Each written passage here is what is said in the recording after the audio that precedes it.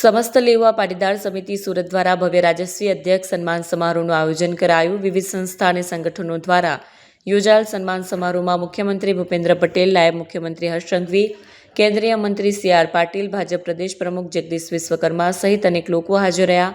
કાર્યક્રમમાં લેવા પાટીદાર સમાજના મંત્રીઓને હોદ્દેદારોનું સન્માન કરાયું હતું. રાજકીય રીતે સુરતમાં લેવા પાટીદારોનું વર્ચસ્વ ખૂબ વધારે, રાજકીય રીતે પણ સમાજનું નોંધનીય યોગદાન છે. આ સન્માન કાર્યક્રમમાં મુખ્યમંત્રી ભૂપેન્દ્ર પટેલે કહ્યું હતું કે એકતા અને સંગઠન પાટીદાર સમાજની સૌથી મોટી શક્તિ છે. નાયબ મુખ્યમંત્રી હર્ષ સંઘવીએ કહ્યું હતું કે ગુનેગારનો કોઈ સમાજ હોતો નથી, ગુનેગાર સમાજનો દુશ્મન હોય છે. પાટીદાર સમાજ રાજ્ય અને દેશના સર્વાંગી વિકાસમાં મહત્વપૂર્ણ ભૂમિકા ભજવી રહ્યા છે. જ્યારે કેન્દ્રીય શ્રમ અને રોજગાર મંત્રી ડોક્ટર મનસુખ માંડવિયાએ કહ્યું હતું કે સરદાર સાહેબના વિચારોમાંથી પ્રેરણા લઈને સમાજ સેવા કરવાની જરૂર છે. કેન્દ્રીય જળશક્તિ મંત્રી સી.આર. પાટીલે કહ્યું હતું કે જળ સંચયના ગુજરાત મોડેલને સમગ્ર દેશે સ્વીકાર્યું છે. ઉર્જા રાજ્યમંત્રી કૌશિકભાઈ વેકરિયાએ કહ્યું હતું કે વ્યસન મુક્તિ અને સામાજિક એકતા દ્વારા જ રાષ્ટ્રનું નિર્માણ શક્ય છે.